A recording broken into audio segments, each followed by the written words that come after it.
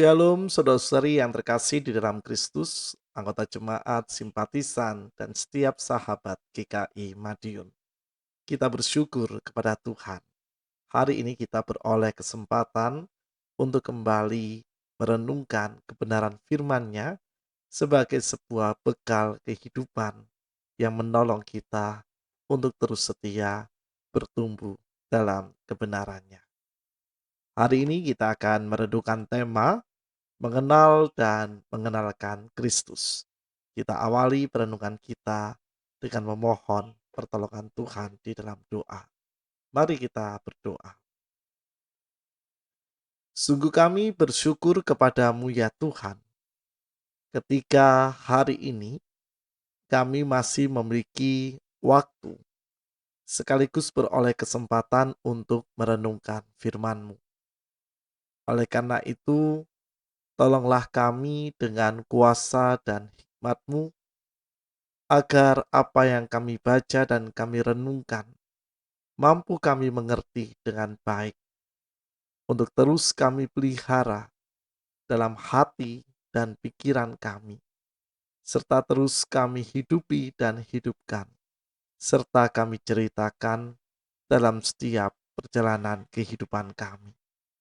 Tolonglah hamba-Mu yang akan membacakan dan menguraikan sabda-Mu bagi kami semua. Kiranya dalam segala keterbatasan dan kerapuhan dirinya, ia dimampukan untuk dapat membacakan dan menguraikan sabda-Mu. Di dalam nama Tuhan kami Yesus Kristus, kami berdoa. Amin. Saudara-saudari yang terkasih, untuk teks Alkitab yang akan kita baca pada kesempatan hari ini diambil dari Injil Yohanes 12 ayat 24 sampai dengan ayat yang ke-26. Injil Yohanes 12 ayat 24 sampai dengan ayat yang ke-26. Aku berkata kepadamu, sesungguhnya jikalau biji gandum tidak jatuh ke dalam tanah dan mati, ia tetap satu biji saja. Tetapi jika ia mati, ia akan menghasilkan banyak buah. Barang siapa mencintai nyawanya, ia akan kehilangan nyawanya. Tetapi barang siapa tidak mencintai nyawanya di dunia ini, ia akan memeliharanya untuk hidup yang kekal. Barang siapa melayani aku, ia harus mengikut aku, dan di mana aku berada, di situ pun pelayanku akan berada. Barang siapa melayani aku, ia akan dihormati Bapa. Demikianlah pembacaan firman Tuhan. Berbahagialah kita yang selalu memelihara dengan menghidupi dan melakukan firman Tuhan ini di semua perjalanan kehidupan kita. Saudara-saudari yang terkasih di dalam Kristus, dalam Kamus Besar Bahasa Indonesia, kata mengenal dan mengenalkan atau memperkenalkan memiliki perbedaan yang tipis.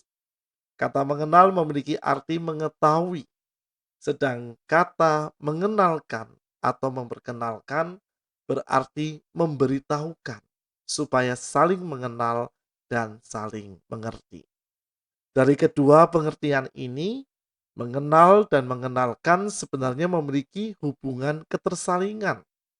Supaya bisa mengenal, kita butuh diperkenalkan dengan yang hendak kita kenal. Pun sebaliknya, saat hendak mengenalkan, kita harus mengenal secara utuh yang akan kita kenalkan.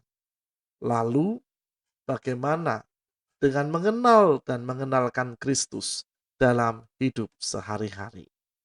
Saudara-saudari yang terkasih, teks Injil yang menjadi bacaan perenungan hari ini mengajak kita untuk menyadari uniknya cara Kristus mengenalkan sekaligus juga diperkenalkan. Perumpamaan tentang biji gandum yang jatuh ke tanah lalu mati dan menghasilkan buah sebenarnya sedang berbicara tentang identitas diri serta tujuan utama ia hidup bersama umat manusia. Sejatinya, Kristus diutus oleh Sang Bapa untuk menjadi kurban tebusan bagi manusia. Kristus menyatakannya dengan perumpamaan itu supaya para murid mampu memahami atau lebih jauh mengenal dan mengerti Kristus dengan kemesiasannya yang seturut dengan kehendak Allah, bukan dengan kacamata pandang manusia. Karena ia mengenal siapa para murid dan bagaimana pengenalan mereka akan Dia. Untuk itulah Kristus pun mengenalkan konsekuensi bagi setiap pengikutnya yang bersedia mengikut dengan sungguh-sungguh. Barang siapa mencintai nyawanya, ia akan kehilangan nyawanya. Tetapi barang siapa tidak mencintai nyawanya di dunia ini, ia akan memeliharanya untuk hidup kekal. Barang siapa melayani aku, ia harus mengikut aku, dan di mana aku berada, di situ pun pelayanku akan berada. Itu yang tertulis dalam Yohanes 12 ayat 25 sampai 26. Kristus ingin para murid dan pengikutnya sadar sejak awal, mengenal, mengetahui dengan utuh dan menjadikannya sebagai sahabat, yaitu Kristus sendiri, butuh komitmen dan integritas penuh, termasuk sedia berkorban, sebagaimana teladan yang Kristus nyatakan selama hidup hingga ketika ia wafat di atas kayu salib melalui jalan derita yang ditempuhnya. Untuk mengenal Kristus, kita telah diperkenalkan melalui kebenaran firman-Nya, dan untuk memperkenalkannya, kita dipanggil untuk mengenal Kristus dengan utuh. Bukan hanya mengenal setiap berkat yang Ia anugerahkan, tetapi mengenal kebenaran, ajaran, perintah, bahkan setiap teguran yang kita yakini sebagai wujud kasih Kristus di dalam kehidupan kita. Oleh karena itu, saudara-saudari yang terkasih di dalam Kristus, sebagai umat dalam konteks kekinian, mengenal dan mengenalkan Kristus adalah kesempatan sekaligus tanggung jawab yang tidak terpisahkan. Kita harus mengenal Kristus secara utuh terlebih dahulu dalam kehidupan sehari-hari melalui kesediaan kita belajar dalam konteks pengetahuan iman dari firman-Nya, menghidupi kebenaran dan teladannya di semua aspek kehidupan, serta mewujud nyatakan semua pengenalan itu dalam sikap-sikap kehidupan yang tentu selaras dengan kehendak Kristus. Dengan cara itu, kita akan mengerti dan semakin paham siapakah Kristus. Jika kita telah melewati tahap itu, kita akan mengenalkan Kristus kepada orang-orang di sekitar dalam narasi kehidupan kita dengan diiringi kasih baik dalam perkataan juga dalam tindakan. Akhirnya, kalau kita melakukan dengan sungguh-sungguh, yaitu mengenal dan mengenalkan Kristus, damai sejahteranya akan menyebar kemanapun kita melangkah, dan akan semakin banyak orang yang mengenal juga menerima Kristus di dalam kehidupan mereka. Kenallah Kristus, ikutlah Dia dengan berintegritas, sekaligus kenalkan siapakah Kristus dan seluruh kesempatan hidup yang kita miliki.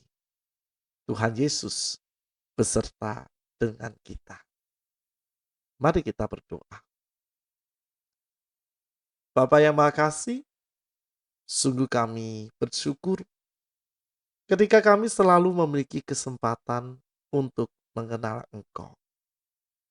Kini Engkau pun menghendaki kami untuk kami pun dapat memperkenalkan Engkau dalam seluruh perjalanan hidup kami. Tolonglah kami ya Allah dengan cinta dan kebenaran-Mu, karena kami sadar keterbatasan diri untuk mengenal Engkau. Dan kami tahu hanya oleh cinta dan kebenaran-Mu kami dimampukan untuk mengenal Engkau secara utuh, serta mengenalkanmu kepada kehidupan di sekeliling kami. Saat ini kami juga ingin berdoa untuk setiap kerinduan dalam kehidupan kami. Kami berdoa untuk kehidupan berbangsa, bernegara kami. Kiranya Engkau yang akan senantiasa berkenan mengasihi bangsa kami, agar bangsa kami penuh dengan cinta-Mu, sehingga kehidupan berbangsa, bernegara di sebuah kehidupan yang penuh damai sejahtera. Demikian untuk kehidupan bergereja kami. Kiranya Engkau selalu memberkati dan menolong hidup bergereja kami, baik dalam persekutuan, dalam pelayanan, juga dalam setiap kesempatan menjadi saksi di tengah-tengah dunia ini. Kiranya Engkau memampukan gereja kami dengan setiap tanggung jawab dan tugas kesaksian yang diembannya, sehingga gerejamu mampu hadir menjadi berkat, baik bagi jemaat maupun bagi kehidupan di sekelilingnya. Demikian juga kami berdoa untuk saudara-saudari terkasih kami yang ada dalam kelemahan tubuh mereka maupun dalam kelemahan iman mereka. Kau juga akan senantiasa berkenan menolong dan merengkuh mereka dengan cinta-Mu.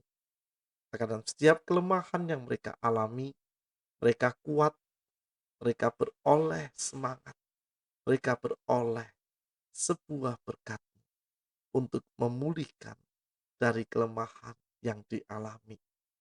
Kami juga memberserahkan hidup berkeluarga kami, hidup anak-anak dan para cucu kami, hidup pekerjaan kami, hidup pelayanan kami, peranan-peranan kami di tengah-tengah masyarakat, juga kehadiran kami bagi semesta ini.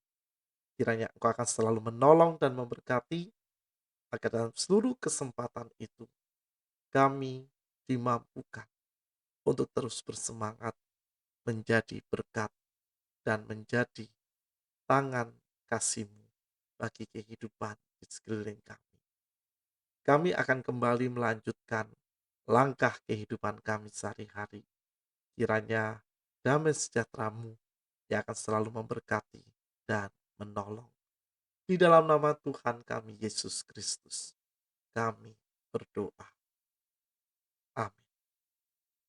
Selamat kembali melanjutkan segala aktivitas kita. Tuhan Yesus memberkati kita semua.